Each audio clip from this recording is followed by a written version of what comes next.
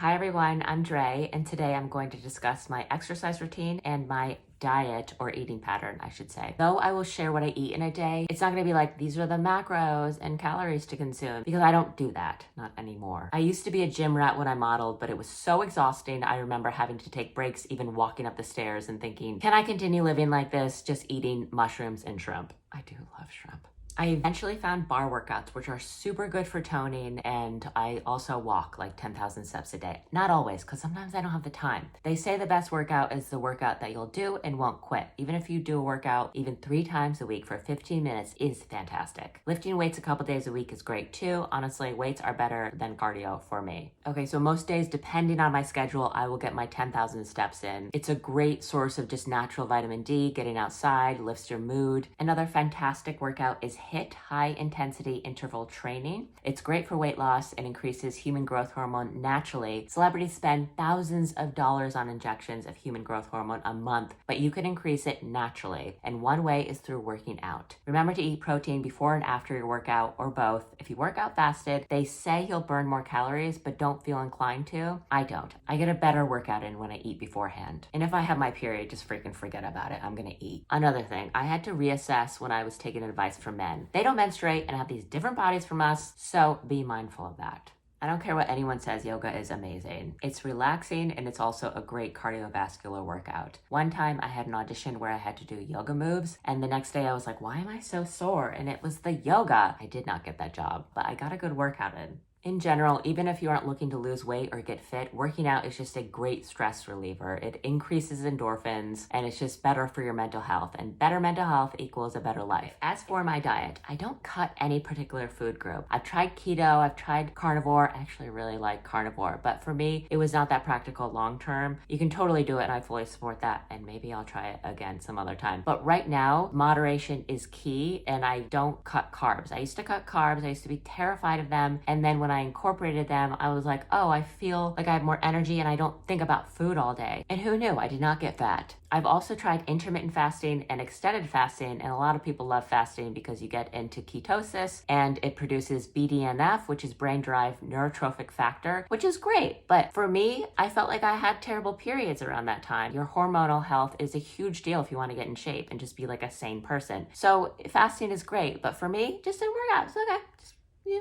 So anyways, the restrictive diets just led to like depression, anxiety, my hair would fall out, I would just end up binging, my testosterone tanked. It was just not good. I actually lost my period for years in my 20s. So my point is, it's okay to be moderate. You don't have to make yourself crazy. And I do think that you can still drink wine and lose weight as long as it's like a glass at night. And I think this because I've tried it and it has worked. And if weight loss is your goal, abs are made in the kitchen. You can work out for 3 hours a day and not lose weight if you don't watch what you eat. And be mindful of soy products because it has estrogenic properties. And again, we really want to pay attention to our hormone health. Overall, I believe and have found that calories in, calories out is the most effective unless you have this huge health or hormonal issue. You could eat like just 5 celery sticks a day and not lose weight if your hormones are out of whack. But be mindful of fad diets that say there's only 0 grams of sugar in this product when really it's just loaded with sugar alcohols, or it contains ingredients that's just not real food and you're like, why am I so tired? Because you're not really eating food, you're eating cardboard.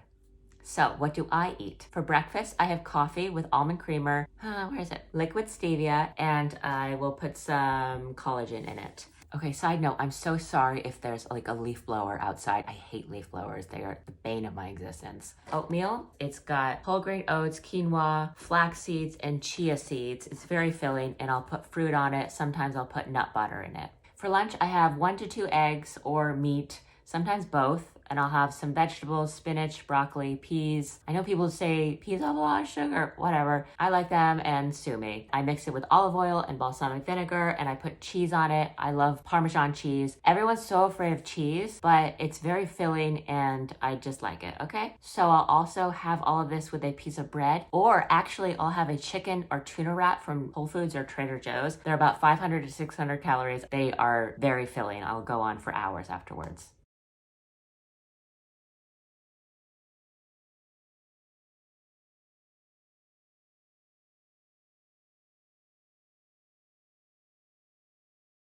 I don't eat late, like by 5 o'clock I have dinner usually. I try to also include salmon, steak, beef liver, just because of the nutrients, and it's so delicious. And my favorite food would be eggs. It's high in protein, biotin, vitamin A, D, B12, antioxidants, choline, and people even put it in their hair for hair growth. Like, it's just so good for you. The high protein in your diet also helps with your skin and your hair, which is why carnivore is actually really good for that. And that's also why you should include collagen.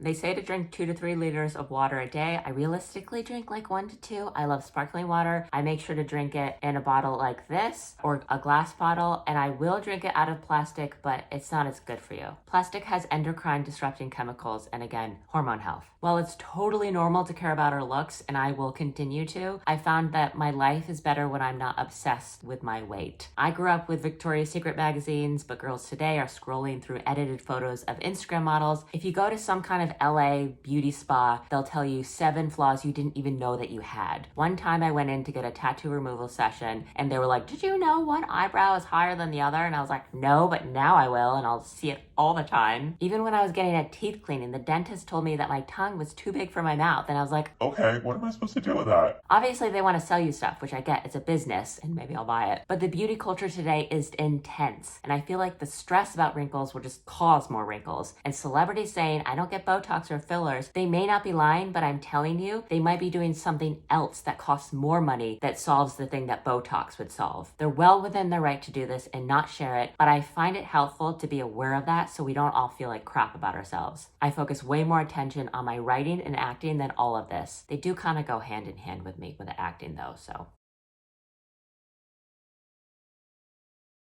Anyway, if you made it this far, I love you. I hope this helps.